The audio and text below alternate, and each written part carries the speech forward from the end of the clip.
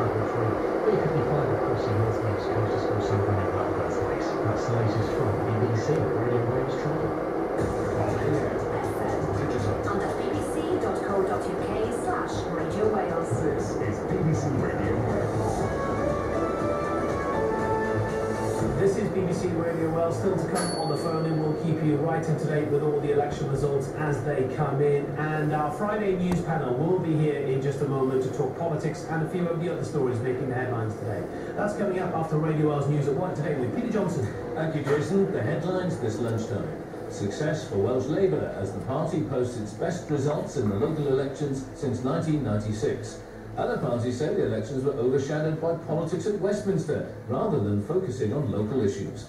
With the sport, Nick Webb. Nathan Blake says it's not mission impossible for Cardiff City and more injury worries for the Wales rugby squad.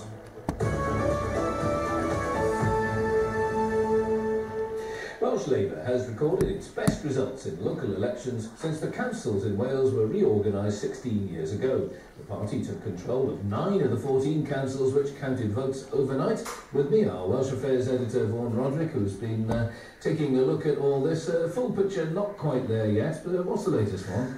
Well, yes, we have councils who are counting today. We can give you results of some of those, Peter. The Denbighshire results are now in. Again, stonking gains for Labour, but the council remains in no overall control. 18 Labour councillors in Denbighshire, 10 independents, 9 Conservatives and 7 Plaid Cymru. Gwynedd, a fascinating result. You may remember the story, Peter, about Bryn Creek, the ward where no candidate was nominated.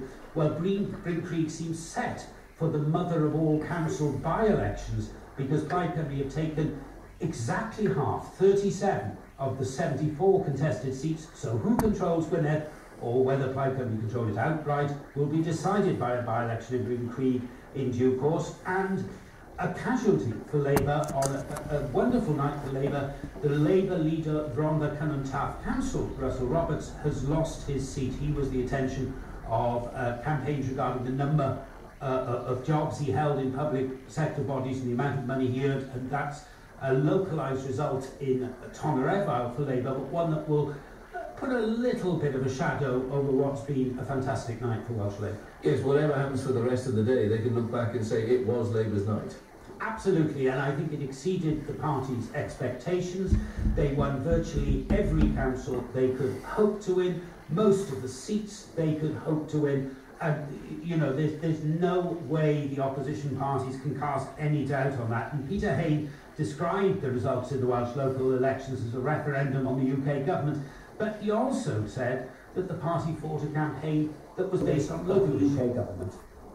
I don't discount that, you know, it's been a challenging night for us against a very difficult national backdrop. Governments are, whenever they're in mid-term, if you look at Tony Blair back in 1999, had exactly the same situation, and sadly, when you actually try and get the local issues to come over, many people do vote on the national backdrop. And we have to accept, as the Prime Minister and others do, that we've had a very difficult 6 weeks in the national headlines. More predictably, perhaps, Peter, it was a very bad night for the Welsh Liberal Democrats. Their leader in Cardiff is going through a recount at the moment to see if he's lost his seat in the city. And the leader of the Welsh Liberal Democrats, Kirsty Williams, said it was bitterly disappointing. She told Good Morning Wales that the party was paying a high price for power in Westminster.